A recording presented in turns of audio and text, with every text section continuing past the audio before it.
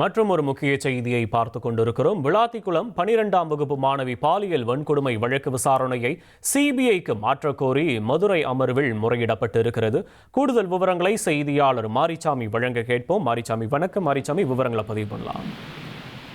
விளாத்திக்குளத்தில் 12ஆம் வகுப்பு மாணவி பாலியல் வன்கொடுமை செய்யப்பட்டு அவர் கொலை செய்யப்பட்டிருக்கிறார் என்பது வழக்கு. அந்த வழக்கு விசாரணையை சிபிஐக்கு மாற்ற வேண்டும் என உயர்நீதிமன்ற மதுரை அமர்வில் தூத்துக்குடி மாவட்டத்தைச் சேர்ந்த மாரீஸ்வரி என்ற ஒரு சமூக ஆர்வலர், இவர் அந்த பகுதியைச் சேர்ந்தவர் என்பதால் அவரது வழக்கறிஞர் மாரீஸ்குமார் மூலமாக நீதிபதிகள் உயர்நீதிமன்ற மதுரை அமர்வின் நிர்வாக நீதிபதி சதீஷ்குமார், ஜோதிராமன் ஆகியோர் கொண்ட அமர்வு முன்பாக இன்று முறையீட்டை முன்வைத்தார். முறையீடு என்றால் நீதிமன்ற ஆரம்பம், அதாவது நீதிமன்றம் 10:30 மணிக்கு ஆரம்பிக்கும். அந்த 10:30 மணிக்கு மென்ஷனிங் டைம் என்று ஒதுக்குவார்கள்.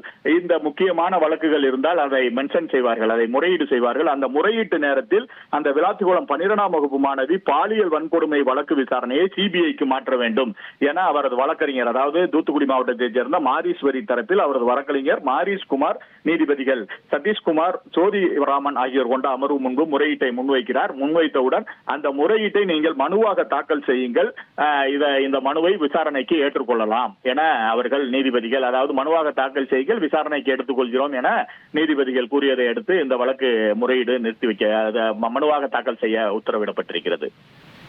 உங்களுடைய விவரங்களுக்கு நன்றி மாரிசாமி. 1,27,00,000 மனங்களை வென்ற தந்தி டிவி யூடியூப் சேனல். தவிர்க்க முடியாத தம்ப்நெயில்ஸ், கலக்கலான கான்டென்ட்ஸ். நீங்களும் இந்த குடும்பத்தில் இணைய இப்பவே சப்ஸ்கிரைப் பண்ணுங்க. அசுரபலம் கொண்ட எங்கள் டிஜிட்டல் கரங்களில் உங்கள் விளம்பரங்களை சேர்க்க வாட்ஸ்அப் பண்ணுங்க.